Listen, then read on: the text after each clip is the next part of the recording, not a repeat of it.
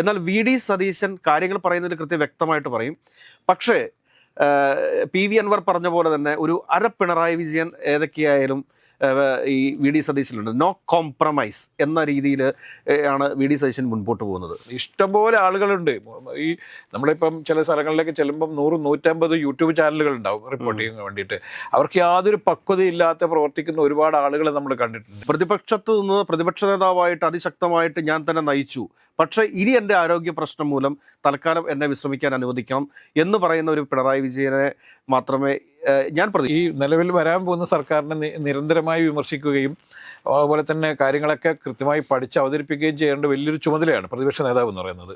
ആ ചുമതല എത്രത്തോളം അദ്ദേഹത്തിന് വഹിക്കാൻ കഴിയും, പ്രായമുണ്ട്, അതുപോലെ തന്നെ ആരോഗ്യ പ്രശ്നങ്ങളുണ്ട് എന്നുള്ളത് കൊണ്ട് തന്നെ ഒരു മുഖ്യമന്ത്രി എന്നുള്ള രീതിയിൽ പോകുന്നത് പോലെയല്ല പ്രതിപക്ഷ നേതാവ് എന്നുള്ള രീതിയിൽ പോകുന്നത്. രാജേട്ടാ നമസ്കാരം. നമസ്കാരം രാജേട്ടാ, ഈ കഴിഞ്ഞ 25 വർഷക്കാലം കേരളത്തിലെ മാധ്യമങ്ങളുടെ ഒരു ആഘോഷമായിരുന്നു പിണറായി വിജയൻ എന്ന് പറയുന്നത്.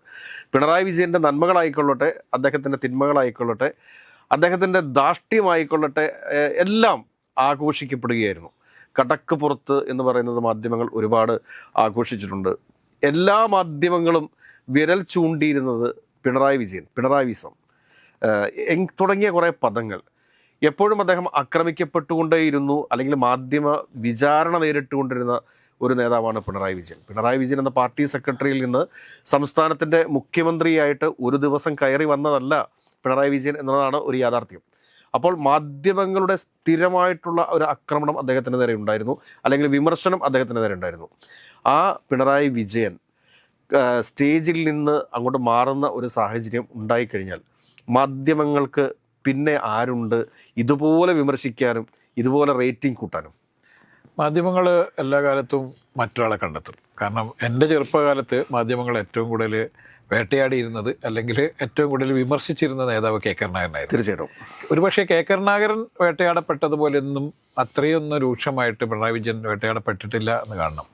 ഈ പിണറായി വിജയൻ്റെ കാലത്താണ് കേരളത്തിൽ വീഡിയോ ദൃശ്യമാധ്യമങ്ങളുടെ വലിയ രീതിയിലുള്ള കുതിച്ചുകയറ്റം ഉണ്ടായത്. അതുകൊണ്ടാണ് നമുക്ക് ഇദ്ദേഹം പിണറായി വിജയൻ ഏറ്റവും കൂടുതൽ വിമർശിക്കപ്പെട്ടു എന്ന് തോന്നുന്നത്. ഒരുപക്ഷെ കരുണാകരൻ്റെ പ്രാരംഭകാലത്തൊക്കെ ഈ ദൃശ്യമാധ്യമങ്ങൾ ഇത്രയും സജീവമായിരുന്നെങ്കിൽ, അതുപോലെ തന്നെ ഓൺലൈൻ സ്ഥാപനങ്ങളൊക്കെ ഇത്രയും സജീവമായിരുന്നെങ്കിൽ ഒരുപക്ഷെ കരുണാകരൻ ചിലപ്പോൾ രാഷ്ട്രീയ ജീവിതം തന്നെ അവസാനിപ്പിക്കേണ്ട ഒരു സാഹചര്യം പലപ്പോഴായി വന്നിട്ടുണ്ട്. നമുക്കറിയാം എന്തെല്ലാം ഏതെല്ലാം തരത്തിലുള്ള ആരോപണങ്ങളെ അതിജീവിച്ചാണ് കരുണാകരൻ മുന്നോട്ട് പോയത്. കെ കരുണാകരൻ്റെ പേരിൽ ആദ്യം ഉന്നയിക്കപ്പെടുന്നത് തൃശ്ശൂരിൽ നടന്ന ഒരു കൊലപാതകവുമായി ബന്ധപ്പെട്ടാണ്.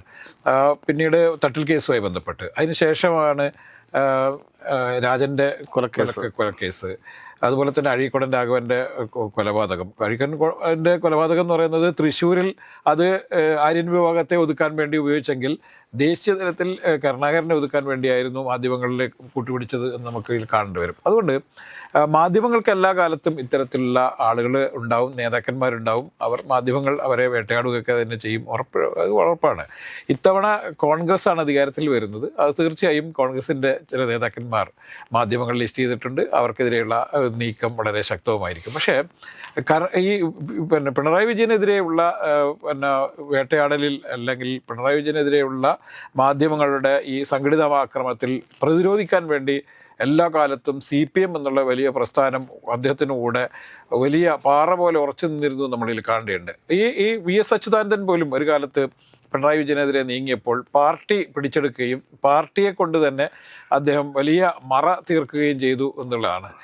ഇതാണ് പിണറായി വിജയൻ എന്നുള്ള നേതാവിന് ലഭിച്ച ഏറ്റവും വലിയ അംഗീകാരവും അതുപോലെ തന്നെ സ്വീകാര്യതയും. കാരണം എല്ലാ തരത്തിലും പലപ്പോഴായി പല നേതാക്കന്മാർ പാർട്ടിയിൽ നിന്ന് പോലും ശക്തമായ പോരാട്ടം നടക്കുകയും മാധ്യമങ്ങളെ ഉപയോഗിച്ചുകൊണ്ട് പിണറായി വിജയനെതിരെ വലിയ രീതിയിലുള്ള നീക്കങ്ങൾ നടത്തുകയും ചെയ്തപ്പോഴും പാർട്ടിയെ ഉപയോഗിച്ചുകൊണ്ട് അത് തടഞ്ഞു എന്നുള്ളതാണ്. മാധ്യമങ്ങളെ കടക്കുപുറത്തുനിന്ന് മാത്രമല്ല, മാധ്യമങ്ങളെ സിൻഡിക്കേറ്റ് എന്ന് പറഞ്ഞുകൊണ്ട് മാധ്യമ സിൻഡിക്കേറ്റ് എന്ന് പറഞ്ഞുകൊണ്ട് വലിയ രീതിയിൽ ആക്രമിക്കുന്ന രീതി നമ്മൾ കണ്ടു. എല്ലാ കാലത്തും പിണറായി വിജയൻ ഏറ്റവും ശക്തമായ പ്രതിരോധം തീർത്ത മാധ്യമങ്ങൾക്കെതിരെയായിരുന്നു. അതുകൊണ്ട് മാധ്യമങ്ങളുടെ ലാളന കൊണ്ട് വളർന്ന നേതാവല്ല പിണറായി വിജയൻ എന്നുള്ള എല്ലാവർക്കും അറിയാം. പക്ഷേ മാധ്യമങ്ങൾ എല്ലാ കാലത്തും പിണറായി വിജയന്റെ എതിർപക്ഷത്തുണ്ടായിരുന്നു എന്നുള്ളത് പിണറായി വിജയന്റെ വളർച്ചയ്ക്ക് വലിയ ഇതിൽ ഗുണം ചെയ്തിട്ടുണ്ടെന്ന് നമ്മളിൽ കാണേണ്ടതുണ്ട്. ഇതിനകത്ത് ഞാനൊരു കാര്യം പറയട്ടെ. കാരണം ഇനി ഒരു പക്ഷേ KC വേണുഗോപാലാണ് കേരളത്തിന്റെ മുഖ്യമന്ത്രി ആയിട്ട് വരുന്നത് എന്നുണ്ടെങ്കിൽ അദ്ദേഹത്തിന്റെ ഒരു നിലപാട് എന്ന് പറഞ്ഞു കഴിഞ്ഞാൽ എല്ലാവരെയും ഒരുമിച്ച് കൊണ്ടുപോവുക, യോജിപ്പിച്ച് കൊണ്ടുപോവുക എന്നുള്ള രീതിയിലുള്ളൊരു നിലപാടാണ്. രമേശ് ചെന്നിത്തലയെ സംബന്ധിച്ച് പലപ്പോഴും രമേശ് ചെന്നിത്തലയുടെ നാക്കുപിഴകൾ അല്ലെങ്കിൽ അദ്ദേഹം എടുക്കുന്ന വിഷയങ്ങളിലെ ചില പോരായ്മകളൊക്കെ പലപ്പോഴും അവ്യക്തതകളും ട്രോളുകളായിട്ട് മാറാറുണ്ട് പിന്നീട്. എന്നാൽ VD സതീശൻ കാര്യങ്ങൾ പറയുന്നതിൽ കൃത്യം വ്യക്തമായിട്ട് പറയും. പക്ഷേ PV അൻവർ പറഞ്ഞ പോലെ തന്നെ ഒരു അര പിണറായി വിജയൻ ഏതൊക്കെയായാലും ഈ VD സതീശനുണ്ട്. നോ കോംപ്രമൈസ് എന്ന രീതിയിൽ ആണ് VD സതീശൻ മുൻപോട്ട് പോകുന്നത്.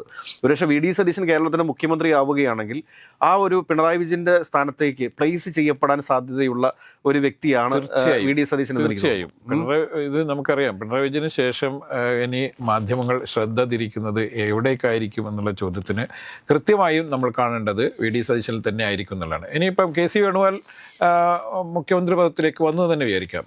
എന്നാലും KC ആയിരിക്കില്ല കുറച്ചും കൂടി മാധ്യമങ്ങൾ ഏറ്റവും കൂടുതൽ പിന്തുടരുന്ന നേതാവ് VD സതീശൻ തന്നെ ആയിരിക്കും എന്നുള്ള ഒരു സംശയം. അത് കൂടാതെ തന്നെ മറ്റൊരു കഥാപാത്രം കൂടി ഇന്ന് രംഗപ്രവേശം ചെയ്തിട്ടുണ്ട്. കാരണം ഇപ്പം പലപ്പോഴും നമ്മൾ പിണറായി വിജയൻ മാധ്യമങ്ങളോട് കടക്ക് പുറത്തോ എന്ന് പറഞ്ഞു, അതല്ല എങ്കിൽ മാധ്യമങ്ങളോട് മറ്റേ ആളുകളോട് നീ വീട്ടിൽ പോയി പറയൂ എന്നൊക്കെ. മാധ്യമങ്ങളോട് മാത്രമല്ല, അദ്ദേഹം പലപ്പോഴായിട്ട് നമ്മളൊക്കെ അറിയാം. ഇപ്പം കോഴിക്കോട് നമ്മളെ തിരുവമ്പാടിയിൽ ഒരു പൊതുയോഗത്തിൽ വെച്ചാണ് ഈ അന്നത്തെ ബിഷപ്പിനെ കുറിച്ച് നികൃഷ്ടജീവി എന്ന് പറയും മത്തായി ചാക്കോന്റെ മരണവുമായി ബന്ധപ്പെട്ട് ഒരു വിഷയം. ഇതൊക്കെ ഉണ്ടാകുമ്പോൾ തന്നെയും ഇന്ന് നമ്മൾ കാണേണ്ട ഒരു കാര്യം എന്താണെന്ന് വെച്ചാൽ, ഇന്ന് രാവിലെ മാധ്യമ പ്രവർത്തകർ അമ്പലപ്പുഴയിൽ G സുധാകരന്റെ വീട്ടിൽ അദ്ദേഹത്തെ കാണാൻ വേണ്ടി എത്തുന്ന ഒരു സാഹചര്യം ഉണ്ടായിരുന്നു.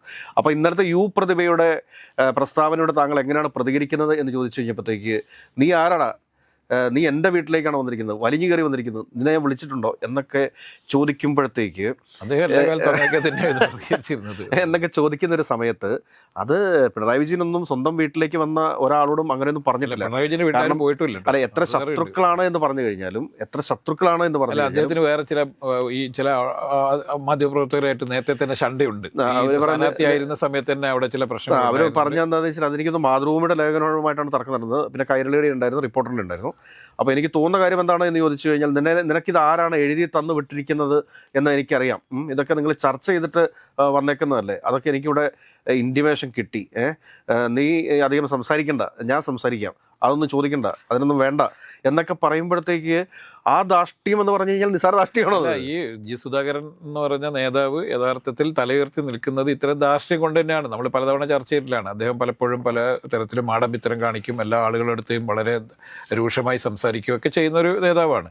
പക്ഷേ അദ്ദേഹത്തിന് അറിയാം ഇത് ചില പ്ലാനിങ്ങിന്റെ ഭാഗമായിട്ടാണ് അദ്ദേഹത്തിൻ്റെ അടുത്ത് ചോദ്യം വരുന്നതെന്നൊക്കെ കൃത്യമായി മനസ്സിലാക്കിയിട്ടാണ് അദ്ദേഹം ഇതിൽ പ്രതികരിക്കുന്നത്. ഇതിൽ നമ്മൾ അതിലും കാണേണ്ടത്, നേരത്തെയൊക്കെ മാധ്യമപ്രവർത്തകർ എന്ന് പറഞ്ഞാൽ കൃത്യതയുണ്ടായിരുന്നു, ചില സ്വീകാര്യത ഉണ്ടായിരുന്ന അതായത് രാഷ്ട്രീയ നേതാക്കന്മാരെ പോലൊക്കെ തന്നെ വലിയ സ്വീകാര്യത ഉണ്ടായിരുന്ന മാധ്യമപ്രവർത്തകരുണ്ടായിരുന്നു. ഇന്നത് മാറി.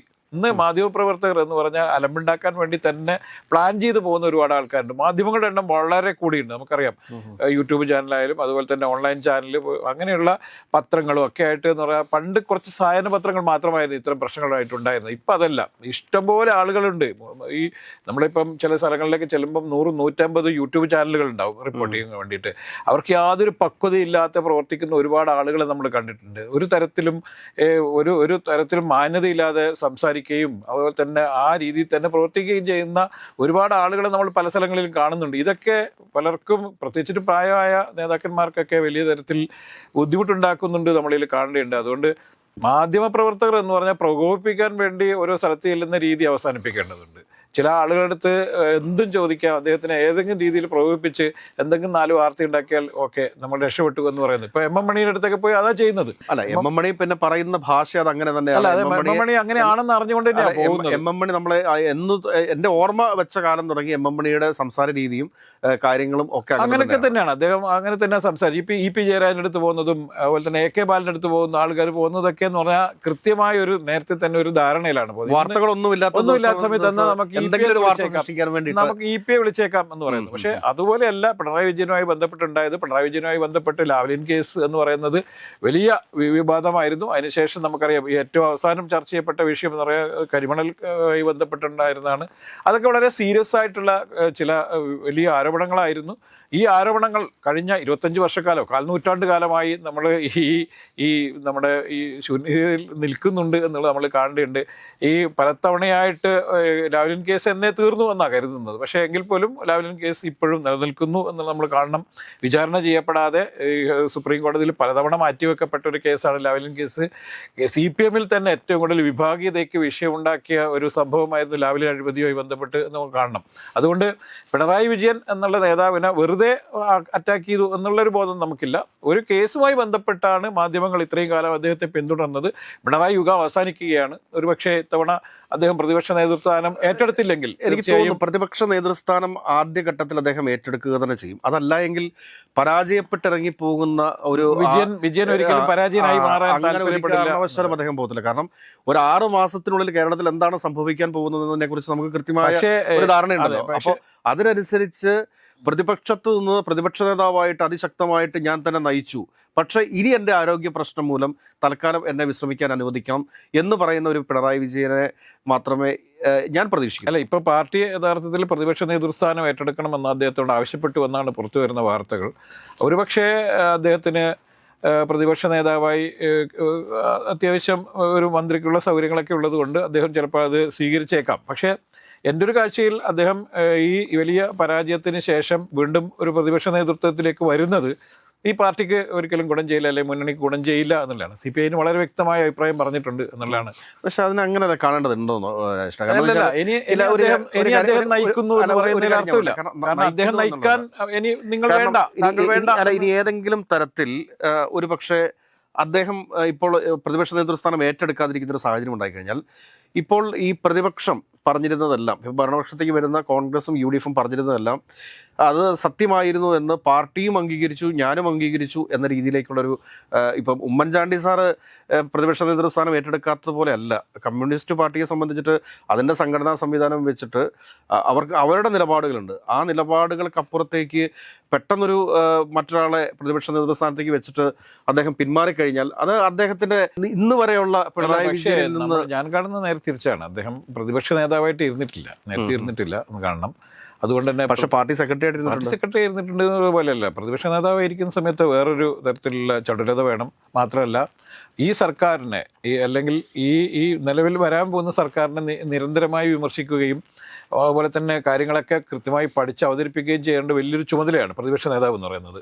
ആ ചുമതല എത്രത്തോളം അദ്ദേഹത്തിന് വഹിക്കാൻ കഴിയും, പ്രായമുണ്ട്, അതുപോലെ തന്നെ ആരോഗ്യ പ്രശ്നങ്ങളുണ്ട് എന്നുള്ളത് കൊണ്ട് തന്നെ ഒരു മുഖ്യമന്ത്രി എന്നുള്ള രീതിയിൽ പോകുന്നത് പോലെയല്ല പ്രതിപക്ഷ നേതാവ് എന്നുള്ള രീതിയിൽ പോകുന്നത്. മാത്രമല്ല ഇപ്പോൾ നഷ്ടപ്പെട്ട സീറ്റുകളെല്ലാം തിരിച്ചു പിടിച്ച് പൂർണ്ണമായും ഈ മുന്നണിയെ അടുത്ത 5 വർഷം കഴിയുമ്പോൾ പ്രതാപത്തിലേക്ക്, അധികാരത്തിലേക്ക് കൊണ്ടുവരാനുള്ള ചുമതല കൂടി പ്രതിപക്ഷ നേതാവിനുണ്ട് എന്ന് നമ്മൾ കാണേണ്ടതുണ്ട്. അപ്പോൾ അത് അത്തരത്തിലുള്ളൊരു വലിയൊരു ചുമതല വഹിക്കാൻ വേണ്ടിയുള്ള ഒരു പ്രായമല്ല പിണറായിയുടേത്. അപ്പോൾ അത് ചോദിക്കുന്ന സമയത്ത് ചിലപ്പോൾ തിരിച്ചു ചോദിക്കും VS അച്യുതാനന്ദനെ പ്രതിപക്ഷ നേതാവായിരുന്നത് ഏറ്റവും ഏജായ സമയത്തല്ലേ എന്നുള്ളത്. പക്ഷേ പ്രതിപക്ഷ നേതാവായിരിക്കുന്ന VS-ൻ്റെ ആ അവസ്ഥയിലല്ല പിണറായി എന്ന് കാണണം. മാത്രമല്ല വലിയ തിരിച്ചടിയാണ് ഇപ്പോൾ കിട്ടിയിരിക്കുന്നത്. അതിന് വലിയ ന്യായീകരണങ്ങൾ എന്തൊക്കെ ഉണ്ടായാലും ഈ തിരിച്ചടി അദ്ദേഹത്തെ തീർച്ചയായും ഒരു രാഷ്ട്രീയ നേതാവ് എന്നുള്ള രീതിയിലും അതുപോലെ തന്നെ ഒരു 10 വർഷക്കാലം മുഖ്യമന്ത്രിയായിരുന്നു എന്നുള്ളത് കൊണ്ട് തന്നെ അദ്ദേഹത്തിന് അത് ഉൾക്കൊള്ളാൻ കഴിയാൻ സാധ്യതയില്ല.